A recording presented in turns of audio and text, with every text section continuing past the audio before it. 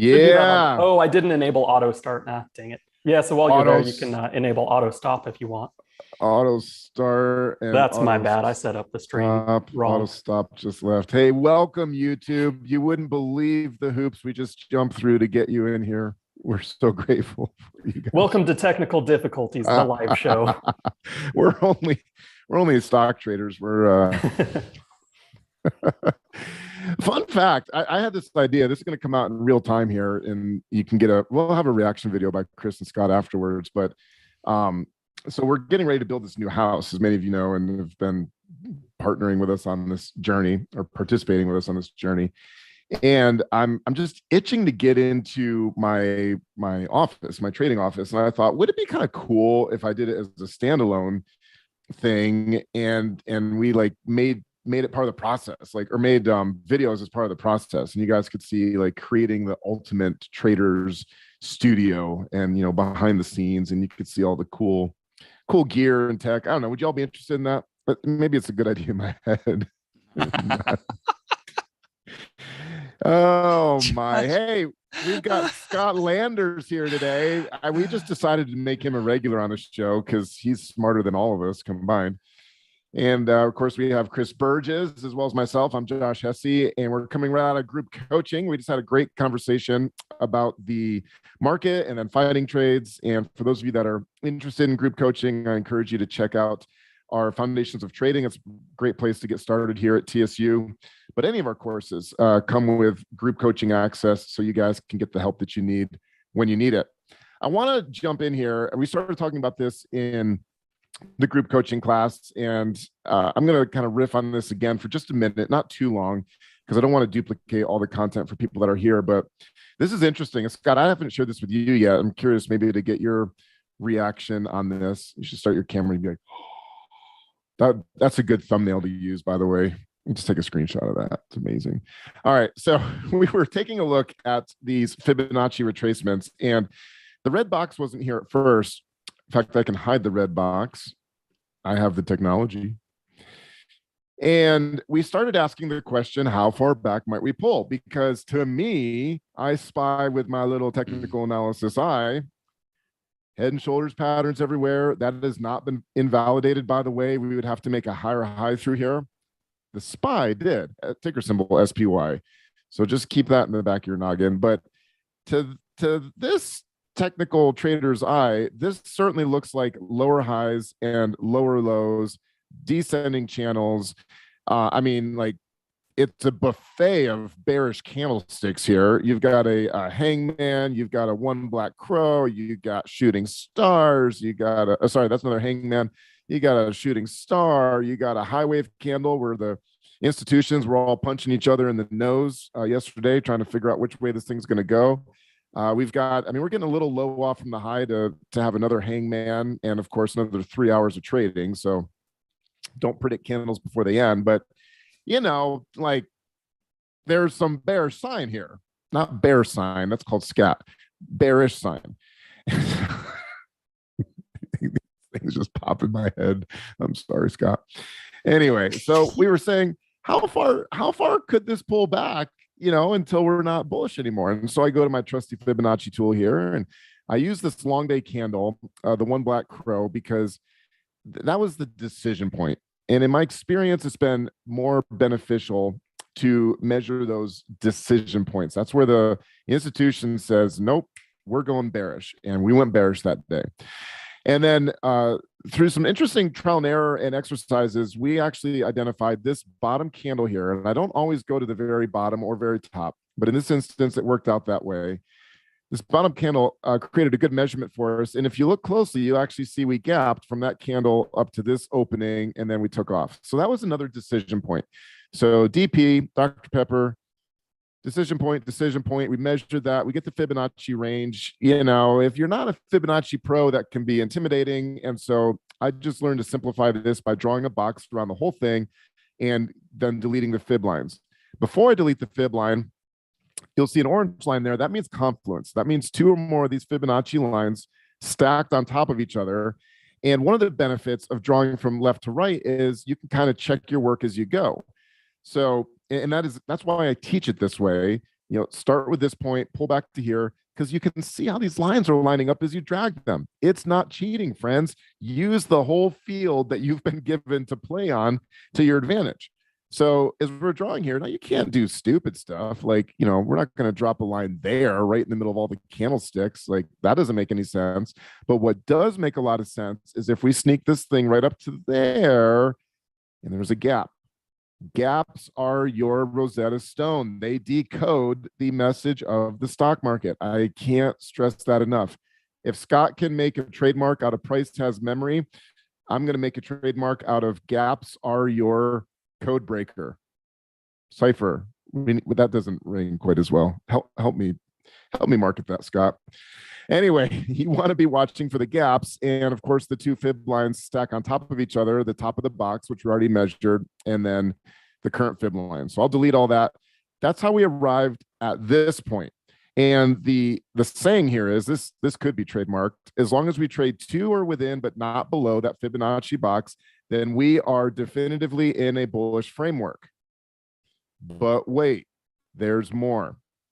Problem is, you can come here and say, well, what about this? Because it's possible that we're just in a gigantic downward spiral onwards.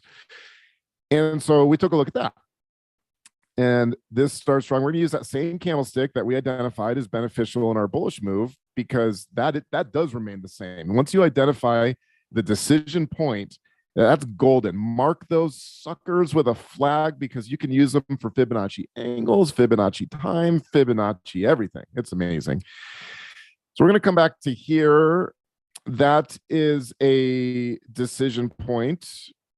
Could come up to the top here. I think we came up to the top of that white candlestick because that was a gap down. We could have a wonderful debate in a nerdy technical analysis forum about which candlestick to use. It kind of doesn't matter for this exercise right here. And that's where we came up with the red box. And we said, as long as we trade, here's my red box. By the way, these two boxes overlapping are coincidental. We're measuring completely different ranges here. One is measuring this range. One is measuring this range. Completely different measurements. The fact that they line up just tells you that there is a framework that this index, the Dow, is operating within. And so it's coincidental, but it's also a self-fulfilling prophecy, I guess you might say, or it's not unexpected that we're starting to see things line up and stack on top of each other. So there's our red box. Now, what the red box says, we'll expand this a little bit. So we're trading down, we come back up, same drill. Everybody say it together with me. As long as we trade to or within, but not above our red box, then we're actually still in a bearish framework. Bum, bum, bum. You need to have a conversation with your creator about whether that invalidates this box or not. I would tend to fall in the camp that it does not invalidate it. We got a little sloppy up there. It could just be my sloppy technical analysis, and Scott would have done a better job drawing fibs probably anyway. So I'm going to just assume, in this instance, it's the more conservative assumption that the bearish trend is intact, but at the same time, let me get a different color, the bullish trend is intact as well. So my hunch is, don't be surprised, A, if we start getting some consolidation here. B, the larger trend is bearish, so I'm very cautious about any of my bullish trades. However, as you can see right here, we're coming down and bouncing right off this support. So it would be wise to hedge your bearish trades with some bullish potential. And we just found a great trade on that with ConocoPhillips. We did an analysis on that in group coaching, and that could be setting up for a good bullish trade. So yeah, find your bearish trades, find your bullish trades, place them. If the market goes wildly bearish, hopefully it outruns your bullish trades. If it goes wildly bullish, hopefully it outruns your bearish trades. Scott, we already heard Chris's commentary on that. Do you care to react?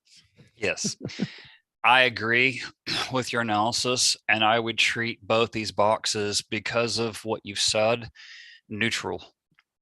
So you're neither bullish or bearish. You're neutral. You're waiting for the market to now tip its hand as to which way it wants to go from here. And it's because you're spot on with the analysis. So if I was color coding this, I would make it, what Josh is showing y'all makes complete and total sense. From if I were to code this in a different way, and I'm saying this just like in my head, I would say if I could color code the candles to stand in my head, it's like I'm neither bullish or bearish, so I'm neutral. Therefore, I don't have an opinion. Therefore, you now design your strategies around that conditional state. And it only confirms some stuff I've done with other work of exactly what Josh is telling y'all. Like, he's spot on with the analysis. The price action's telling you, the fib's telling you this.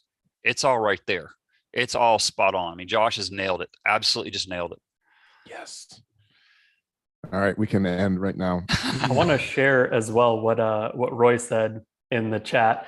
How close do you get to the white line when pulling up to the stoplight, right? Sometimes you're a little before, sometimes you're a little behind, right? It doesn't have to be exactly That's to the entry so or anything good. like that, right? It's a good analogy. I like that, Roy. Hey, Roy, can I steal that? I don't ask Scott permission to steal his stuff, but I feel a little bad if it's that's a very good analogy. I love analogies. I love them. One thing I want to point out. So we looked at the Dow. The Dow is 30 stocks, so take that with a grain of salt. We can also look at the S&P 500. The S&P 500 is a different story. So the S&P 500 made a higher high, and this does not qualify as the stop line analogy. Like, this is a higher high. Book it. This was down here. This is up here. And I'm not going to go through and take the time to do all the fibs on this as well. But this would invalidate that head and shoulders pattern for sure. We're not making lower highs and lower lows. So the S&P is a much different story. The small cap stocks are a much different story. So, one index we were just looking at is neutral. The S&P is biased a little bit more bullish. But then check out the small cap stocks. I know Scott's been talking a lot about this. Chris has been talking a lot about this. Y'all, some of you guys are new traders, and you're like, these educators, they always just cherry pick the easiest examples for their slides. Well, like, holy heck, here's an easy example for you guys. You don't get much more disciplined than that right there. Russell's 2000 has been going sideways, and it's now just pounded out a new resistance. We're headed straight back down to support. In the TSU Discord, Chris has been talking about the iron condor he just placed on this. Genius trade, amazing trade to place during a consolidating market where you're expecting price action to stay between resistance and support. So just because we kind of cherry pick the Dow, I'm not forecasting the market's going to crash. Scott said it really well. It requires us to be more neutral in our approach. And this trade here, Chris, is such a beautiful neutral trade. All right. Before we move on, I'm not going to riff there. I lost the YouTube window, Chris. So you could, if you're seeing it and there's comments or questions coming in, you'll feel free to take those. Any questions with our Zoom people that are here? Those are the VIPs and all access members at Tradesmart. And Josh, while they're coming in, I want to just mention two things really quick. You've highlighted. And traction, we've covered IWMs exhaustively for the past year. And that last short against that support level, like if you're IWM, new to, by the way, is the ETF on the Russell's 2000, just so we're not speaking Swahili here. Sorry. It is as textbook a trade as you will ever see right there. So if you're new to trading, you're seasoned pro, you should take a screenshot because it literally broke support, retested resistance. It doesn't, I say any better than that. Guys, it's a layup trade right there all day long, not in hindsight, because I've talked about this consolidation for ad nauseum. So that's one. The other thing Josh mentioned that I talk about it in traction on occasion. You talked about gaps. If we get into a more advanced topic one day, I'll just say it like this. Gaps usually occur around geometric trend lines. And why do you care about that? Because Wall Street, the algorithms know this. And so when you find gaps, it's coming from some other point of reference. And there is a reason it's gapping there. And somebody, oh, no, Scott, you don't understand. It's because of the news. I would beg to differ. After I do this all this time, that's not a challenge to anybody. I'm trying to tell you what Josh is telling you. When you see gaps, you really want to pay attention. Is a monster key signature in the market. I didn't know that in the first decade of trading, and about 20 some odd years ago, I finally began to really understand the pure value of it. So I stress that if you're looking for a little trader pro tip, what he's highlighted, please don't ignore gaps. Guys, I don't mean okay at gaps this way and the space in between there. There are other angles creating those gaps, and that's what should get your attention. If you'll look back left, price has memory. You start digging in, you're going to find where those gaps are coming from and what's creating that through a trend line scenario, or you can create trend lines through it. Really powerful. They're leaving clues, guys. They're leaving clues. The pros always do. You just have to figure out how to read the tea leaves, so to speak, if you will. So just a little tidbit there. I didn't want to leave that out.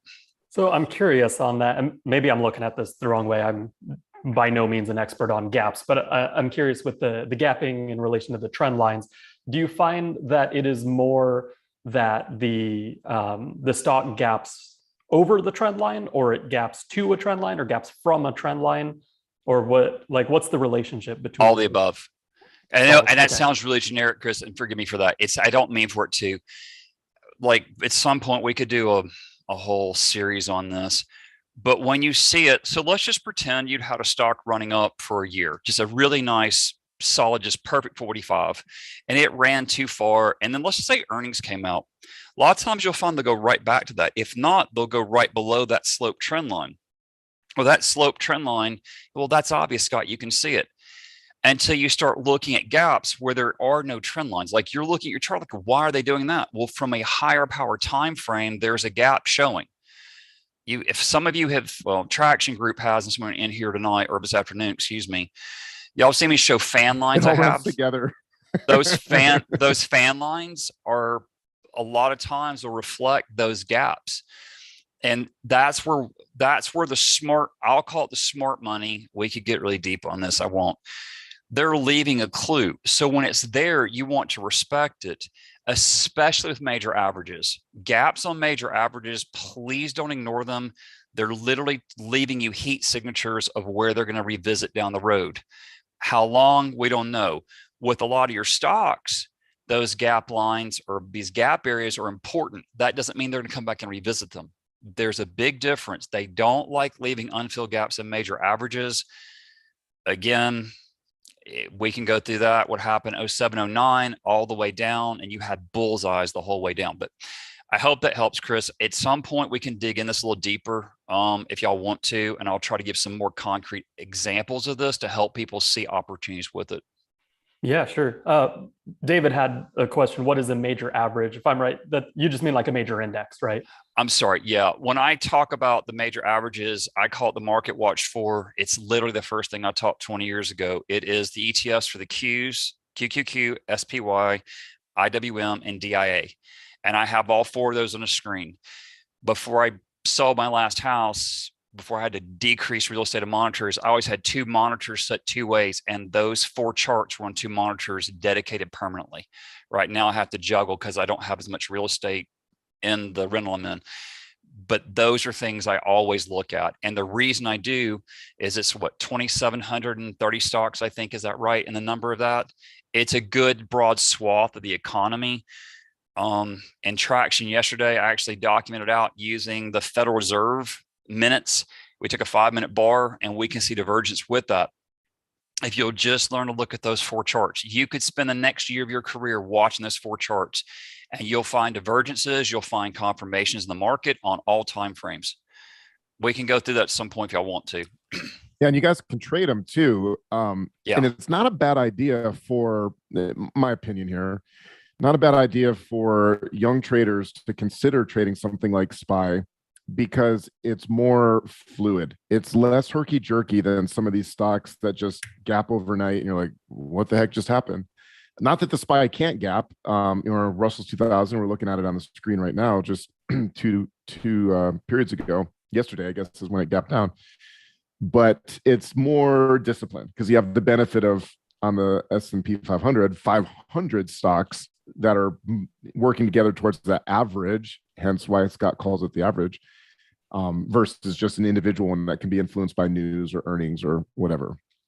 And they're plenty liquid. I mean, Josh, you bring up a great point, guys. If they are plenty liquid, they're always going to be there. You just don't have, even if you were going to trade individual stocks, guys, let me just dovetail on this for a second. The old holders used to trade much more clean and fluid than probably it has in the past year, even though it's a great trading vehicle still. The SPY, that thing's going to trade fluid, clean for you. You don't have outlier stock risks. You're still going to have the gaps, but Josh is nailing it. And if you trade options, it fits all categories for a lot of people. So just little. And SPY even plays dividends. I mean, you can buy the ETF and get paid dividends on it. So I don't know, that probably doesn't make for a very exciting career, but I'm telling you guys, exciting trading is usually not profitable trading. Make it boring and make it profitable. Exactly. We should get shirts made. Make it boring. I'm trying to think of like a shirt that all of us could wear that would, maybe we'll each out. Scott's will say PHM, price has memory. Mine will say like cash in your jeans. What would yours say, Chris? I don't know. I'd have to think about that. I need a catchphrase. Yeah. My others, no rules, no trade. Home of the no rules, no trade, period. Could we change that to riff on like the no shoes, no shirt, no problem? Like, yeah, I feel like we're close. All right. I would definitely like to steal Paul Tudor Jones. He had that image on his behind his desk on his wall that just said losers average losers. Yep. I love that saying. Yep. I'd definitely put that on a shirt. Yeah, I would just name it and claim it. All right. Nothing's new under the sun. We all just rework each other's material anyway. That's just true in life. Okay, so we're about halfway in here, plus or minus. I mean, nobody says we have to be done in an hour.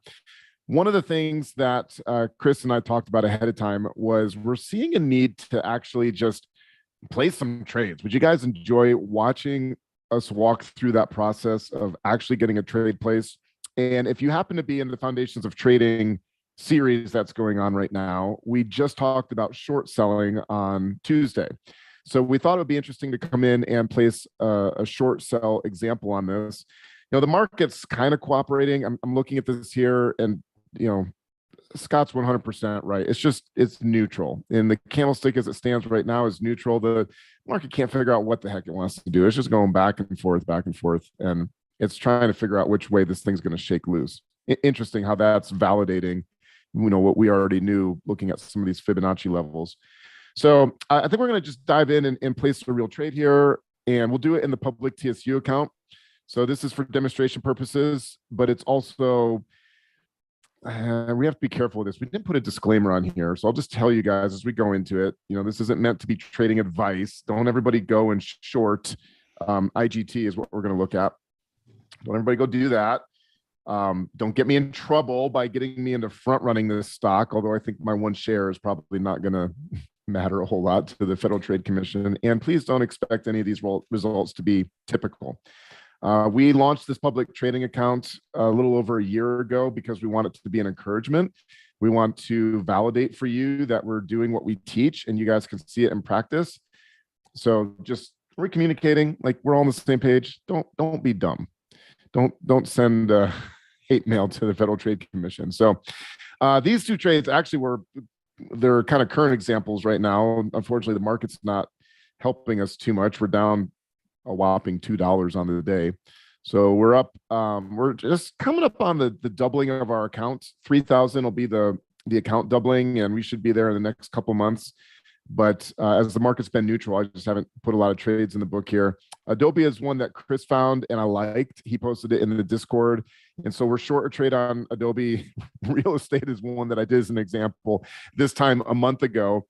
And I didn't close it. So we're losing $3 on that trade. It was actually up like $5 at one point. So bogus, should have closed that down. But what we're going to take a look at is IGT.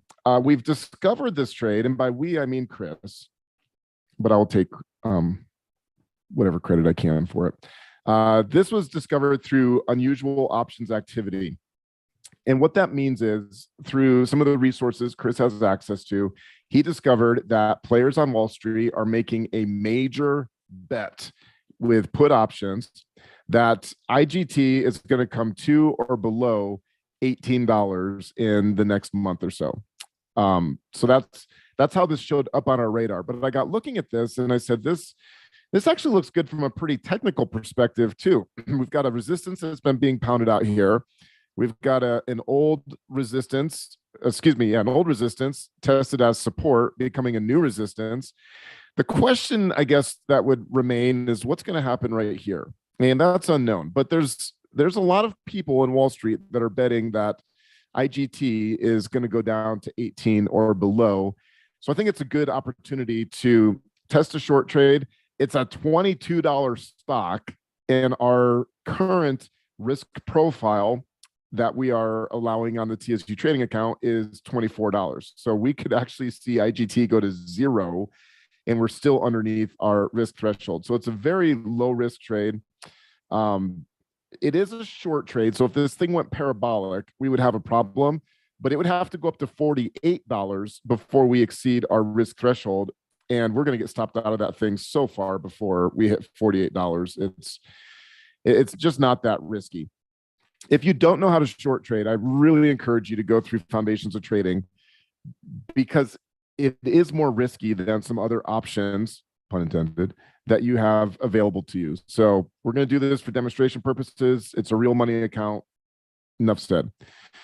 So let's go in here. We want to place this trade, stocks and ETFs. I did think about doing an option. I suppose we could take a poll. We got 9 people on YouTube. Hey guys, let's do a YouTube poll. Keep you guys engaged. It's going to take a minute for it to come in, so I'll have to talk because it's delayed about a minute or two.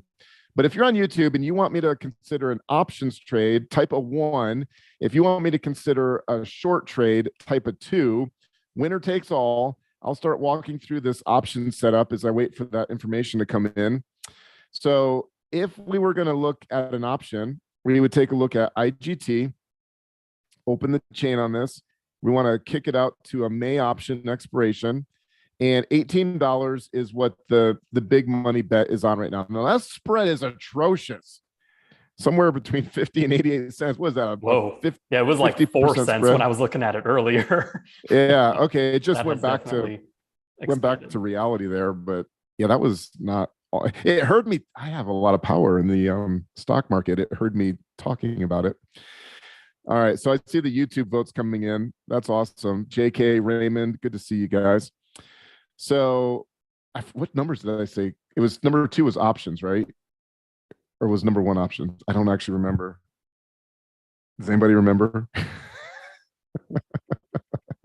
I think 1 was talking to was options. I should mention as well, when with the unusual options activity, this was a roll down and out for those of you that are familiar with options trading, just so you're aware. But we didn't have the first half of this trade, so it's not a roll for us. We're just taking the new trade that's being put on. All right, so 2 was the option. Oh, 1 was calls. Now it's getting more complicated. Did I say that? I do sometimes say things and then go back and listen to a recording of myself, and I'm like, I have no recollection. We can just run through both and just put on the stock trade, but we can show you how to put on the option trade as well. Yeah, so if you wanted to trade a put option on this, remember, and I never remember bid and ask. I should have Scott and Chris confess if they do too. I have an opinion nobody remembers. You just know you're paying the higher price. And so we'd be buying a put option, which means we're going to be paying the 66 cents. So I'm going to click that sucker. And it pre-fills everything in here for me. So I want to buy to open. We would do 1 contract, a May 20 expiration, $18 strike, a put option, which means we're going to make money as the price goes down. I would just do a market order because that's what I do. Chris and Scott are more savvy investors than me, and they would do limit orders. Don't do a market order with a 10% bid-ask spread. You're insane. See the judgment? Yeah, I'm going to judge you for that. This should be a limit order. Everyone watching on YouTube, this should be a limit order. What would you put the limit in as, Obi-Wan Kenobi? The mid price. So on this one, probably 63 cents on a 59.66 bid-ask spread. There you go. Warning, some orders for options contracts under $3. What did that say? Shoot, my warning left. I don't feel fully warned. It's just saying sometimes they trade in 5-cent increments, so you'd have to 5-cent increments. Nickels. But this clearly isn't one because it's 59 by 66. Scott, are you the tiebreaker, limit or market? Oh, there's no question. Limit. There's not a debate in my head. Limit. Come on, Josh. Oh, grow the beard back. Playing with you. Brutal. Yeah. Golly. Limit. I think I'm this deep into it. I'm just going to place the order at this point. So our maximum, well, the worst case scenario is we don't get filled, and then it goes directly to Target, and I make fools out of both Chris and Scott. If we do get filled at $65, plus the commission on an options trade is 65 cents, then on this trade, because it's an option, my maximum exposure is $65. I can't lose any more money than that. It can go to zero. That is 1.5%. No, false. That's 2.5%. That's okay. So my typical R value is 2%. A 3% is an aggressive R for me, but we can do 2.5%. That'll work. So anyway, we had 90 seconds to place this order. Let's see if it fills. Oh gosh, it filled immediately at 63 cents. Well, imagine that. That's the guy would have left 3 cents on the table.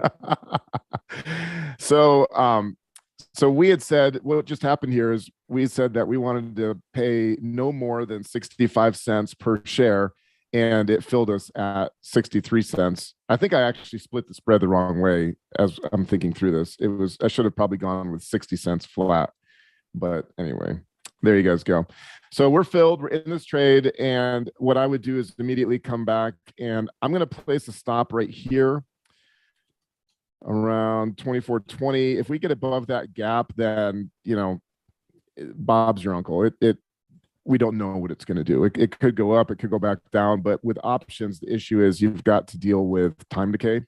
So we would just get it out and preserve whatever cash. So our actual exposure on this is going to be less than a full drawdown, hopefully, unless it just took too long. I'm getting a notification on, you can't see it that way. My phone just came in, said we got filled. And then I'm going to put a target right here, just a bit above these bottoms, just to give me some runway. And if we get down there with that put option, it very well could go up 50-60% in value, and that may be enough just to put some cash in our jeans and be done. So for us, that'll be a 1 or a 2 trade if that happens. It's a pretty far out of the money option, so the delta on these is less than, it's about 18, but if we round it up to 20, you can multiply that by your stop size, and that's roughly about how much you're risking on that trade. Yeah. Yep. So what is I should have looked at that. The delta is roughly actually about $2 is your stop size ish times 20% would be so 40. 40. So it's a little bigger than the 1% that you prefer for your account size. Yeah.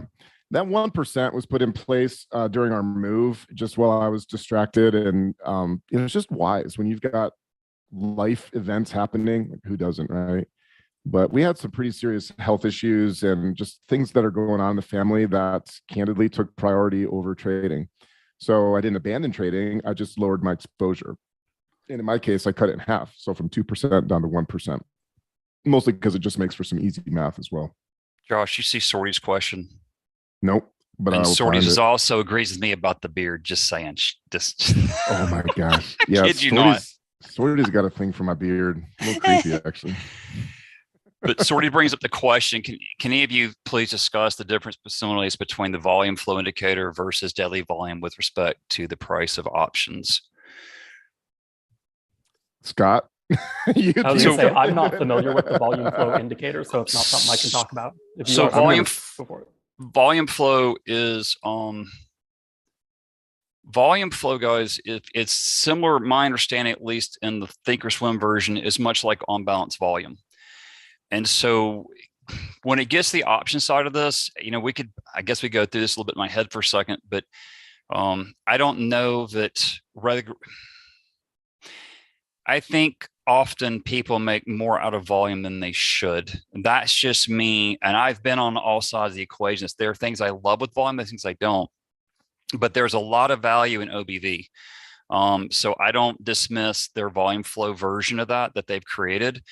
It's trying to give you a longer term feel of how things are kind of ebbing and flowing, I guess is the best way to say that. I've done a lot of work with OBV, a lot.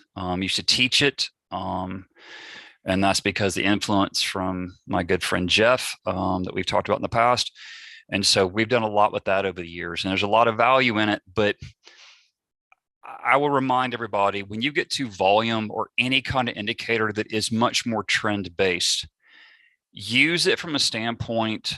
And I mean, sorry, it's not asking you to answer your question. Bear with me for 1 second. This is an important part of this conversation. Trend indicators should be used as trend indicators. What's happening is a lot of retail and even some pros I know will take a trend indicator and want it to be the timing indicator, the stop loss, and all that. It's not supposed to be. Again, I use the analogy, a chainsaw is not a scalpel for a surgeon, but you're trying to use a chainsaw for precision work, and that's not what it's designed to do. I know people who can carve with chainsaws, but I'm talking the average person in the world can't do that. So when you're looking at OBV or you're looking at their volume flow or anything like that, it should give you a sensory idea of everything. I tend to look at volume at more smaller chunks. You guys see me do volume box. You see me do skyscraper volume. There's other things I do with it. Try to differentiate when you're trying to use that in volume and your options trading. Try to segue that out, separate that out, if you will. I think that's an important distinction. As I'm thinking through the question and kind of stories asking, when it comes to volume and options, I know there are people who have these heat maps for looking at extreme volume and options, and I think that's important. The second thing I'll say at that is, a lot of times when I'm doing my option trades, I have very specific points on the chart. I know exactly where I want to enter the trade. And if I'm right, a lot of times I will see inflow of significant volume at those specific points, which reassures me that somebody institutionally is at the same place I am, if that helps. I don't use volume flow or OBV type stuff to time my entries. I look at it for more macro analysis, not micro, if that helps everybody. Is that good? Does that help? Am I answering? Sorry. I'm making questions. Does that help? I need to go to that class. One of the things that is probably a fallacy out there is that, everybody knows everything, and that's just not true. I think every time we've had Scott on the show, which has been the last 4 sessions here, like I've walked away and learned something from Scott. I'm just always in a constant state of learning. And you don't have to know everything to be successful. As you learn more, your trading will become more refined, and you'll see increases in your win-loss ratio. You'll stay in winning trades longer. You'll cut your losses sooner, all the things that you guys know. But you also don't need to feel paralyzed that, I need to learn the next thing. I need to learn the next thing. I think it's important to keep learning. I think that it's important to, if you're not sharpening the saw, you're dulling the saw. But yeah, I need to take your class on OBV. So, Josh, Sorties made one comment. I want to address 2 things, Josh, that's come up with this. Let me address what Josh says. I want to dovetail that for 1 second. And then Sorties, I want to follow up with what you said. I'm going to give you an idea to go with for all of you if you understand what to tell you. But the thing you find the longer you trade, and Josh just nailed it, there are plenty of people who come in, they trade, the less they know, probably the better off they are. I say that jokingly. You get lucky, you're the beneficiary of a really good bull market, and maybe you develop the right habits. And the longer you do this, it's almost like you go the reverse. You go so deep in that you get so micro-focused that you miss the big picture. Josh just nailed it, though. As you get more progressed with this, you're trying to fine tune. You realize discipline's everything. You have to have your rules. You have to have the framework you're going to trade in.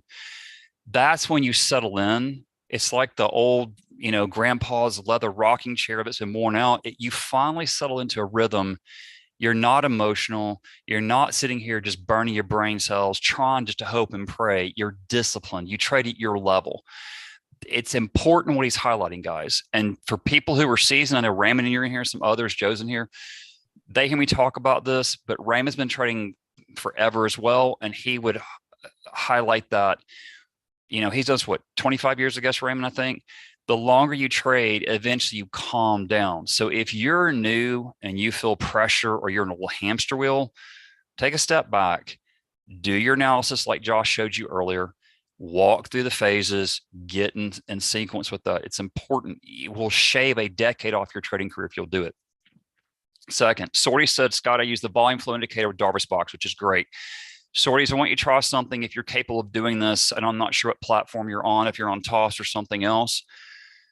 Try to do their volume flow as a relative strength to the S&P 500.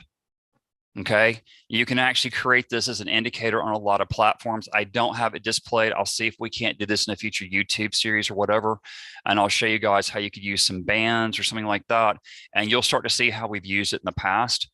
But the reason for doing that is you're trying to compare your underlying stock as a relative strength of the OBV to the S&P 500 to see if you're seeing relative strength in your issue or relative weakness.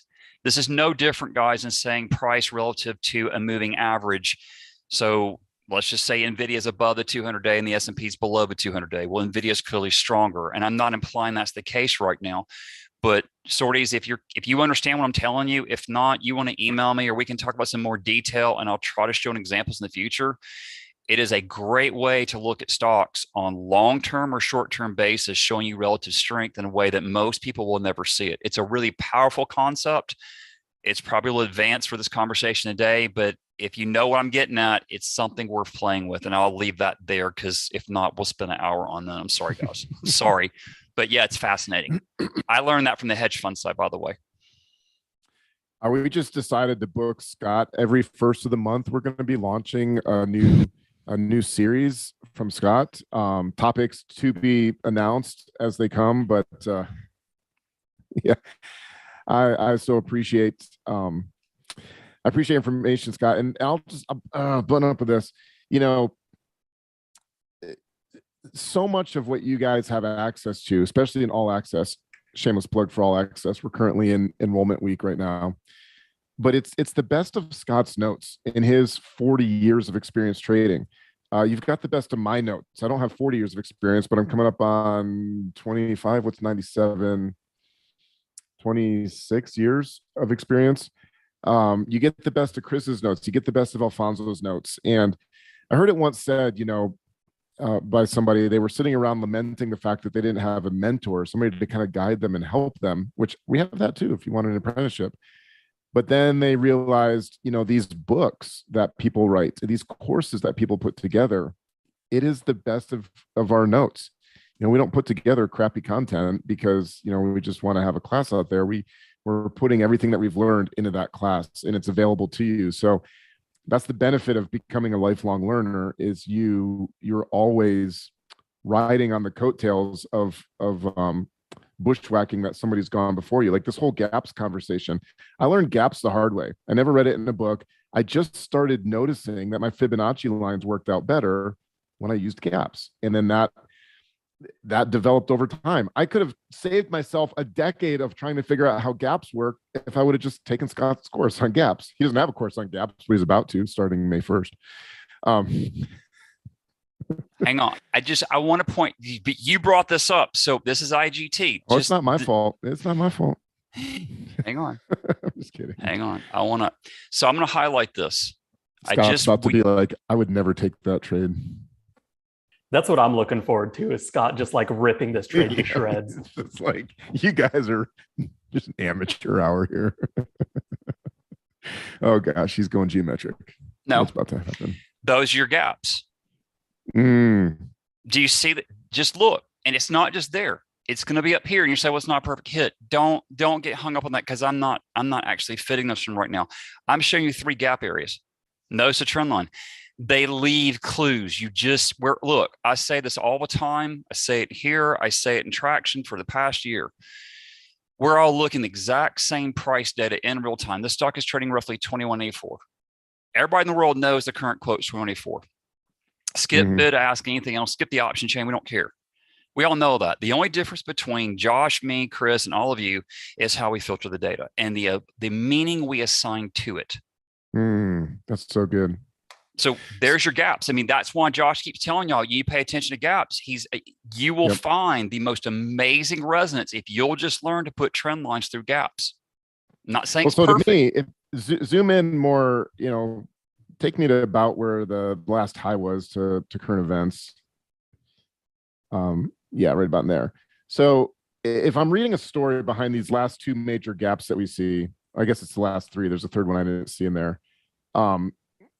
The gap that happened yesterday, if I'm interpreting that story, Scott can reinterpret this because he's actually talking to the dudes that made this gap.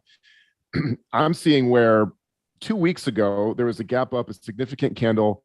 To me, that's institutions that are shaking out this list.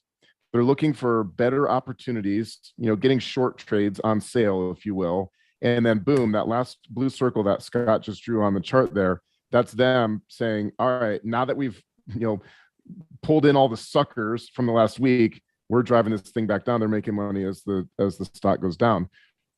That's how I interpret that pattern that's sitting there, which is why I think there's some weight behind where this is moving. That's interesting what you've just drawn though, Scott. What is that? What's that telling you? So there's two more gaps here. So again, I'm mindful of time and all that, but Josh is nailing this. When you look at it, if I just took the You're like two my best gaps, friend, dude. I'm just going to carry you around as like a self-esteem booster. Go ahead. Keep talking about me. If you look at your gaps right here, 1 and 2, right? If I just connected, this is like pro trader type stuff. Take the two gaps, connect them to trend line. They're right there. You can see it, 1 and 2. Look at where it's gapping on the third one right here.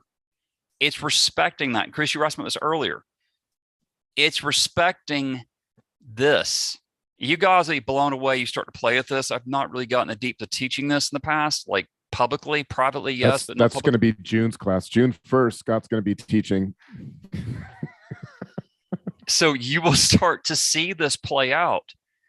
And the natural pushback from a lot of you, I bet in your mind right now is, well, it doesn't help me now. Like, in other words, it does. Like if we were to break this over here and you had that coming into here, well, when it gaps down yesterday, how much more are you likely convinced that there's something going on here? Better yet, go back in time and just look at the gap here. If you know you have a trend line running through gaps, smart money's leaving them there. If you believe in planetary stuff, I'm talking about planetary in the markets, this fits within the planetary, it gets in the geometrics. We're not going to broach that subject, but at least not today in YouTube or with you guys. But I'm showing you examples of this. And once you start to see this, you'll be like, holy cow, these have been here the whole time. You'll find support resistance. And then what gets really cool with this, you start taking your trend line of your gaps and just look for your basic channel structures around it. And you'll find that slope is catching them all. And all of a sudden you're catching highs and lows, all from a singular 2-point connector, just like that. And I'm not trying to cherry pick this. I'm trying to tell you, if we really spent 4 hours on this, you'd be blowing your minds with it. It's something you can play with. It's not a perfect science, but it can potentially give you an edge or confirm what you're already thinking. My biggest complaint with IGT is the slope right now. And meaning if I wanted momentum just to blow this thing down, could it happen? Sure, it could. But in my mindset, I know it's going to have to probably walk over back and fill at some point and then work lower. So I have a couple levels. I think we've got to get through this low series. If we do, you start watching for the 1726. And if you've been through traction, you're going to pay attention to 1827, because that's your midpoint of your swings. So that's no longer term monthly. So I've got a couple places I can aim against with what Josh is doing with this on the downside. But I got to take out this key swing here. We got to get through that, and we'll see how it happens and how it plays out. But the pivot line, not the pivot lines, These empty spaces, these voids of gaps, special and major averages, I would suggest if you want some homework when we get done here, start doing this in the S&P 500 and you'll go, there's no way it really does work like this. And then you'll start to see that it does. It'll take a little fine tuning, but anyway, I hope that helps. Is that good? Yeah, it's amazing. Tradesmart University alert. Scott's going to be teaching planetary education in July 1st. Mark your calendars right now for planetary. I need a year for planetary. Like I need a whole year of you guys for just planetary. And even then we're just scratching the surface. It can get really in the rabbit hole. I mean, deep. I want to take that class. Did you, so, I mean, all seriousness, did you get a lot of your basic planetary stuff from WD Gann, or this is just personal study? It's personal study. It is a mix of a lot of the greatest minds from Gann and onward, but a lot of it's personal study. And I've just been blessed to study a lot of different brilliant minds, some who've long since passed on. And what's weird is, I mean, if you don't know my story, guys, I started at age 13. I'm now 52 to give you context. I dismissed anything, and I say it's in traction because they all get slammed with this. I dismissed everything there was about geometrics. I hated geometry in junior high. I didn't like theorems and proofs. And that's what they tend to teach, or at least when I was growing up. And there wasn't the practical usefulness of this. And I only share this with you because you have an XY axis. You learned this basically in first grade with a little number line, right? And yet geometrics are probably the most valuable things you can ever learn in the markets. Again, I spent the first 10, 15 years of my career saying, that's a bunch of old fogey junk. Those guys are stupid. And then you get in the .com days, we got all these computers and the internet, and yeah, we're all brilliant, all these indicators. Now, we know today, I think it's 1:30 my time. I think is the next inflection on the S&P 500 on the 60-minute chart. It's been shown in traction. I've taken pictures, shown it, and it's coming. And we can use those like opening ranges later in the session. And now I've got a place I can trade against. I share this with you just like we've done the Fed boxes. These were the 5-minute Federal Reserve minute boxes yesterday. We actually went another 30 minutes in traction yesterday. I know that makes you laugh, Josh. We went 2.5 hours in traction yesterday. I didn't see that coming. It's because of this. And so you can see the divergences. You can see the reactions to the Federal Reserve minutes. Those are all marked off of that 1 5-minute bar. That 1 5-minute bar. And you can learn a lot from doing this with the market watch 4, as I call it. But I bring this up, guys, from multiple standpoints. A lot of people don't believe in moon phases. Let me just digress for 1 second. Moon phases have been done algorithmically. And moon phases, I mean, I've known that for 15, 18 years. I dismiss so much of what's out there that it blows my mind going, you know where you would be in your career if you just hadn't said that, you know, Gann and Gann lines and whatever else. And I look back at it now, trying to re-engineer the wheel back then. I'm just like, you're so stupid sometimes. You really are. And so I ask people, I beg of you, you know, don't discredit it. It has a lot of validity. It's another tool for the toolbox. It's not a holy grail. But I know Raymond's in here and he likes the Pink Panther lines. That's all geometrics. And he constantly posts pictures and said, you can't make this stuff up. And you can't. He's living proof and he does really well trading the ES. But I wish I'd had somebody to kind of nudge me that way in my youth to look at it more seriously than I did. And now I love it. Spend a lot of revenue programming around it. And it has a lot of validity, a lot of value. But I think the criticisms are easily dismissed. And I may have mentioned this a couple of weeks ago. You know, if you frame it in the context of market cycles, everybody's like, oh yeah, that makes sense. Like earnings, there's a rhythm in a cycle. You can set your clock by when implied volatility is going to go up on options, and it's associated with earnings. You know, furthermore, and I'm not a futures trader, so I could be extrapolating a little bit, but you know, I imagine there's rhythms to corn prices as you see what the weather patterns are in the summer and how much corn yield is coming in. There's probably volatile times in the world of corn trading on futures that you could set your clock by. And so, you know, these lunar cycles is just another way of identifying what are natural cycles. And what this actually, I gotta be careful because I can get on soapbox here, but thinking about fibs, it's not magic with ratios. We're used to, as human beings, seeing all of these cycles and patterns. Fibonacci analysis is everywhere, whether it's a hurricane on TV or your anatomy, 5 fingers, 2 ears, 1 mouth. Guys, why'd the Lord give you 2 ears and 1 mouth? So you'd be a better listener than a talker. All right. But we see it all around us. And so then when it shows up in the stock market, we were like, oh, wait a minute, this can't be that. But why? Like, why can't these cycles bleed into the stock market? Because we're all living in this natural world together, and it all is working together at some level. And that, you can really run down a deep hole there, but holy cow, what's on your screen, Scott? So this is, I know this looks complicated. This looks like a beautiful mind, like Russell Crowe and whatever that movie. Like, this is next level stuff right here. So I made the point to everybody, until we get below this gold line, nothing's changed. Well, this was an inflection bar. There's another one. I think it was right here. I didn't mark whatever. All those circles were inflections. Well, how many of you could treat that as a horizontal box, right?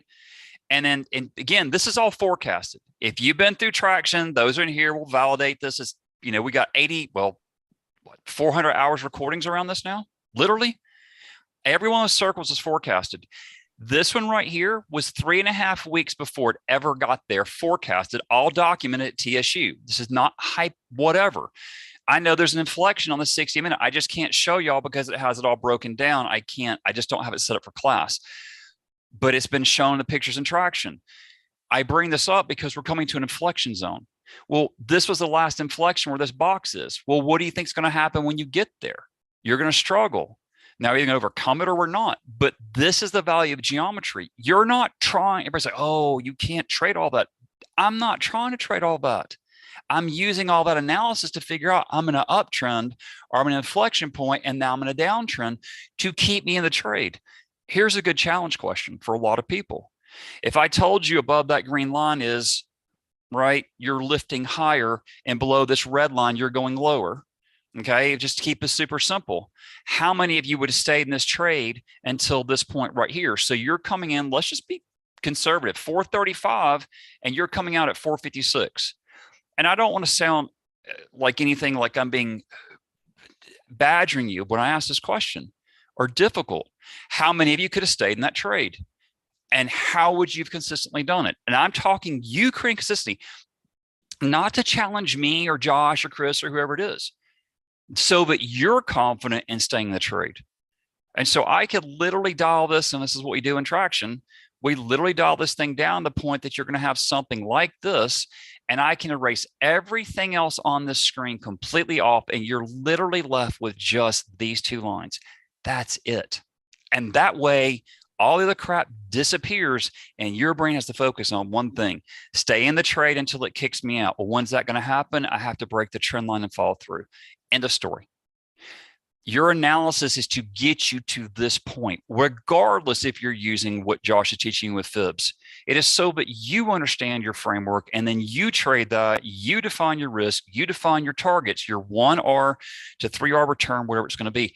You're done. Swing the bat, hit the ball, next trade, please.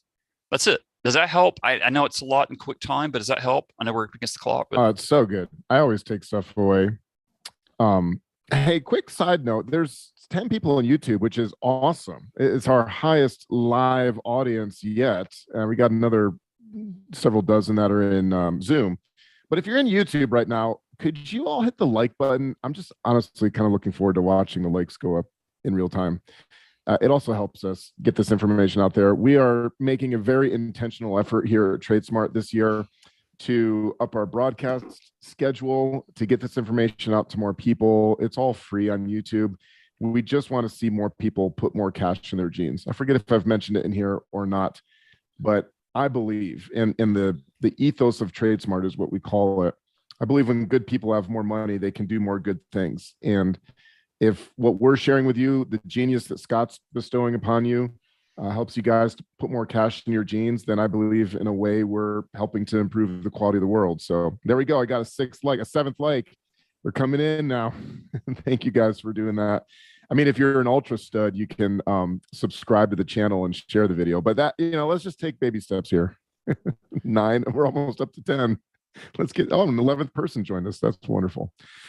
All right. Go ahead, Scott. You got something more? I just saw one thing that was brought up. Mod, you said about please define resonance. Resonance. Can everybody still see my screen on my video? Is not working at the moment. But y'all can still see my screen. Mm-hmm. Yep. So resonance is where you have multiple indicators come together. So Josh might show you Fibonacci's, 2 of them overlapping, and maybe there's a moving average there. Does the price react to it? Now you have resonance.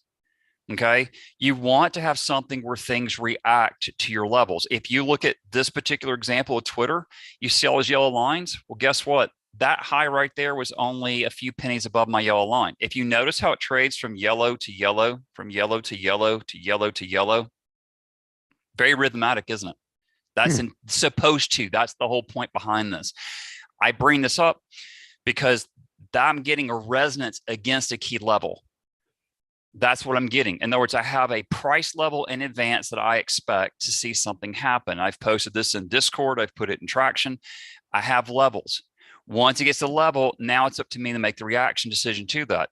For example, Josh showed you the IWMs earlier, right? The small caps, and it broke the support. It went down. It came back up. It retested what was once resistance. Now, support becomes resistance once broken. Very basic technical 101. That's resonance against a level. When you have indicators, if your price does not respect the indicators, then what is your edge? That's a very common sense idea, right? If your price does not react to your indicators, then it doesn't react to it. Then why are you using it? Well, it does once in a while.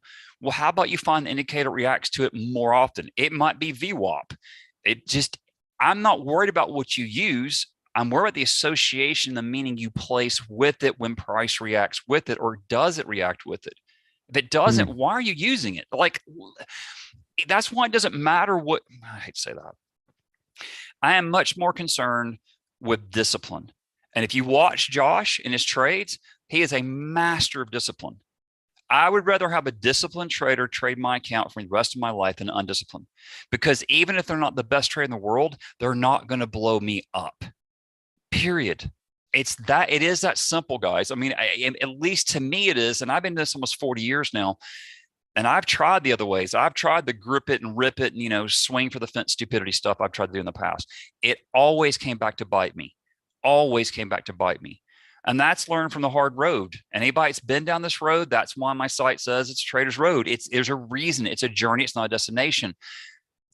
People who've been down this road always comment about that, because they understand they've been there. And what we're trying to do, and graciously, Josh, you've made this available for the TSU, is for a TSU group and those on YouTube, is to shave time off the clock through things that have been tried, tested, and true, so that you don't have to go down the road we've all gone through to get here. I mean, does that help? I hope. Does that make sense?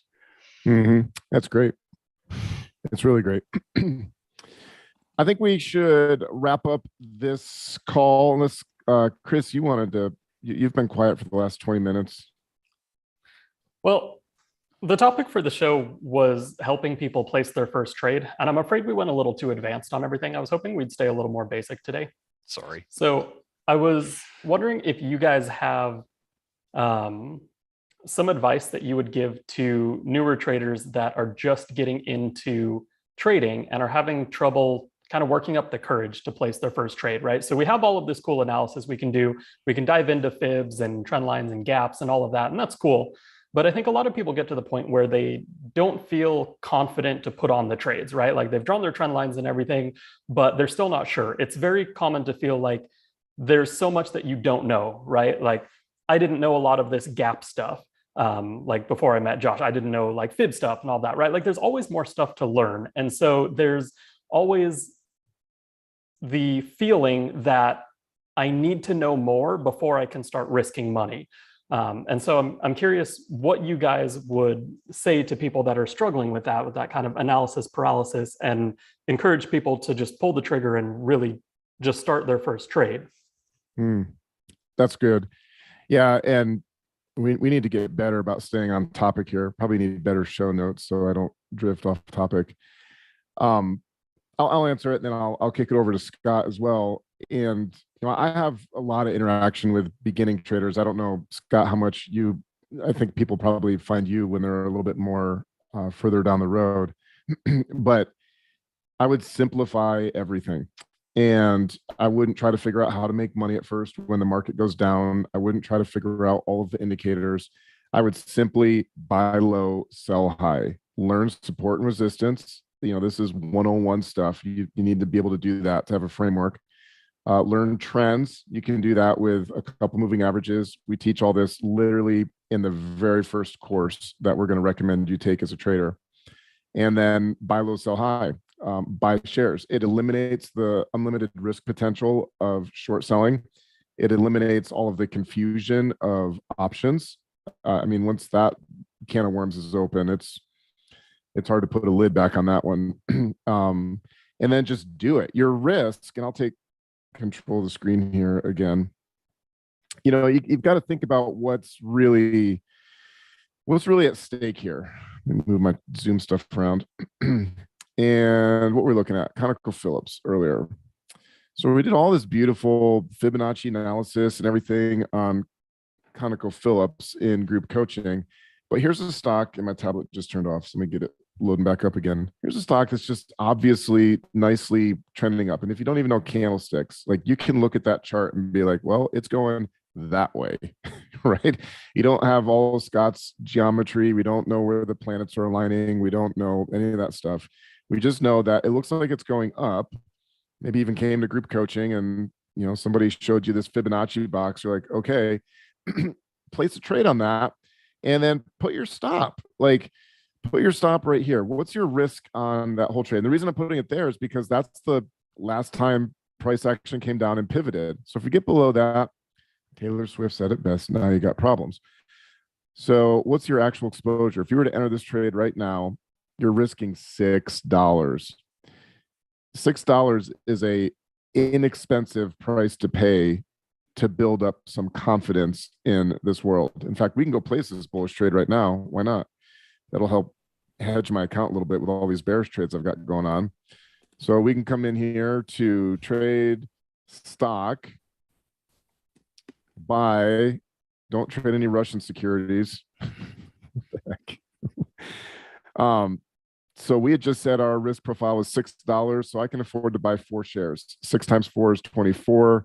That means that if I get stopped out, I'm going to lose $24, which is 1% of our account right now. Fun fact, if you make 1% every day for a year, you'll 12x your account. Also, if you lose 1% of your account every day for a year, you won't go broke. You're going to lose a lot of money, but that number keeps changing and you keep losing less and less. So that was just a freebie. But 4 shares here on ConocoPhillips COP. Where are we at? So yeah, it's a penny. Let's do the dang market order, guys. Judge me all you want. On a penny widespread, I'll allow it. Okay, thank you. So we're going to buy 4 shares, ConocoPhillips, market order, day trade, review my order. Not day trade as in we're day trading. It means if it wouldn't execute for some reason today, then it would cancel the order. So I need $394. Is that what Conoco's trading at? Why does that seem high? Oh yeah, because 4 shares. I'm like, that seems higher than expected. Yes, that is the anticipated price. Place my order, and it just instantly filled as I hit the go button. There it is. Yep, filled. So now we're in ConocoPhillips. Now we've done an interesting thing. Going a little advanced here. Cut me off, Chris, if you need to. But we've got a bullish trade on ConocoPhillips. We've got a bearish trade we just placed on IGT. Ideally, ConocoPhillips goes up, IGT goes down. But if the market goes wildly bullish, right, this trade may make money and this trade may lose some money here. So we're kind of hedged a little bit. Our risk is actually even further reduced than the individual trade itself. Now, this trade is going to far outrun this trade. So if we lose money on IGT, it starts going south, we're going to lose money faster than we make it on ConocoPhillips because it's an option versus a share. But yeah, find bullish trendy stocks, with a simple methodology, support, resistance, and trends, and go buy a dang share on it and just see what happens. That's my thoughts. Scott? I'm just going to echo everything you just said. I mean, he's spot on. It's just, I mean, I don't have anything to add because he just absolutely nailed it. I mean, it's just dead on. By the way, if you take the December low of that daily chart, Josh, and connect to the March low and put your little trend line right there, you'll see where he's initiating this from, guys, just right on the basic trend line. But I don't have anything to add to it, guys, because literally as brilliant as Josh always is with this, he's just literally nailed it again. Oh, good for myself. Keep it, I know. Keep it simple. Everyone I've ever turned around in trading, we went back to core basics. We strip the charts naked, as I call it. We get the least amount of information so you guys will stay focused. More information is not good. You're like, but Scott, you show us your charts. You have, yes, and I do development work for hedge funds and independent trader groups. So I'm in a different scenario. And I've done this so long that I know how to laser focus on what I'm looking for. But I didn't start out at age 30. Well, we didn't have computers then. But once we got computers and software, it still took me years of looking at it to understand, manage, follow, and figure it out. So Josh is giving you very sage advice today. Keep it simple, basic trend, basic overbought, oversold. Put one share try to do 2 or 3 shares. Why? So you get used to scaling. Biggest mistake I can preach about is you don't scale. You go all in, all out, then it runs up and you have nothing left. That is my biggest pet peeve in trying people to grow as traders, is you don't scale. That would be maybe one thing I would add on to what Josh is telling you. So what Scott's talking about is, as we hit certain levels, like let's say we hit a resistance here and you're like, what's going to happen? You're like, I don't know. By the way, that's 3 great words every trader should memorize. I don't know, because you don't know. I don't know. I have educated guesses, but I don't know. So we may take, would we just buy 3 shares? We may exit 1 share right there, and there's no cost to do that with a share. It literally, they let you do it for free. Then maybe the top of this gap, like, I don't know. Great. There's another share. Boom. There's another share. Maybe you want to kind of let this one ride, but move your stop up. Those are exiting strategies. But I like 3-step plans. I actually like 2-step plans. My general 2-step plan in life is to show up and be awesome. Step 1, step 2. But I mean, we say it tongue in cheek, but do that for your kids and you'll revolutionize your parenting. Show up and be a great dad, be a great mom. Step 1, find the trend. Step 2, this almost spells a bad word. I didn't realize that till I wrote it out, but it stands for buy low, sell high. It also kind of looks like bull crap, but and then the rest, like, you'll add to this. You'll be like, okay, that's pretty easy. How could I have refined this? How could I better spot trades like this? How could I, and those questions lead you to answers. Anyway, thank you for keeping us on track, Chris. I don't even want to know. Please read what sorties put. Please. You could line dancer. Go on, answer that. Let me show one thing before we get out of here. I want to bring everybody's attention, if y'all don't mind, for 1 second. All right, this is going to take just 1 second. I want to highlight something Josh mentioned, and I'll leave this alone, and we can get off the air and all that. Just to take 1 second to pull this up. So this would be the S&P 500 when it shows up on your end. This right here is neutral. To going back to Josh's box, this is neutral. This is Wall Street's neutral. This is institutionally neutral right here. This will be its own discussion. We're going to try to do this in traction. I've just had this programmed literally to teach what I've talked about for years. I just had this program in the past 24 hours. That's neutral. Okay. Just bear with me. I'll go through the market watch charts and I promise I'll be done, but I don't want to leave this not discussed for 1 second. Here's the Nasdaq. If you'll notice, where's the Nasdaq finding support? At that flip point between what is, I hate to use the term bullish and bearish, but we're at a really key inflection point right here. That's Wall Street telling me that. Here's the IWMs coming up. It takes a minute because a lot of data. Yeah, that's not good news for the IWM. So I really don't want to give up these lows going forward, because if we do, there's more pain and more problems coming in. You'll notice where those lows lined up is right off of my little red line right here. This is all institutional stuff, by the way. And then it's interesting to me, your connection with bullish and bearish, because I don't feel that same connection. I'm usually pretty savvy with, things that guide emotions in trading. Is there something that caused that? Like, did you have some people that just, really, or is it just the way the news media portrays the market, bullish and bearish? I'm just, that is one area where we're a little different. Yeah. Bullish, I don't disagree with you. Bullish and bearish, a lot of has to, and I think you've heard me say this before. I really try to avoid using the vocabulary, because if Josh comes on live and says, hey, I'm bullish IGT, all of a sudden you guys all think it has to go higher. And not that I disagree with that. It's like green light, red light. So if it's green, you go. If it's red, you stop. And my problem with bullish and bearish, I'm saying this in just how I teach this now. I try to remove it from vocabulary. You're either lifting into resistance or you're falling into support. It's an elevator rod, up or down, period. That's it. So the media wants to portray things a certain way. Then there's sentiment that is bullish or bearish. I tend to look at stocks as either we're going higher or lower, we're neutral. We're in three phases because we only go up, down, and the right. So I'm either lifting, I'm dropping, or I'm going sideways. If you can determine that, and I actually said this, I think maybe in Discord this morning, and I know I said it in Traction, we're in a range, but a lot of people are trying to trade right now. And I'm talking like 60-minute chart, like 5-minute chart. You're trying to trade breakouts and you're stuck in a range on the S&P 500.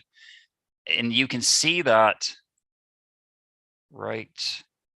If I take this to a 60-minute chart, can everybody see that's a range? That's stuck. It's stuck. You might be trending on the longer term was up. Now the short term's here. I'm more interested in you as a trader recognizing that this right here, that's a range, but you're trying to play a breakout.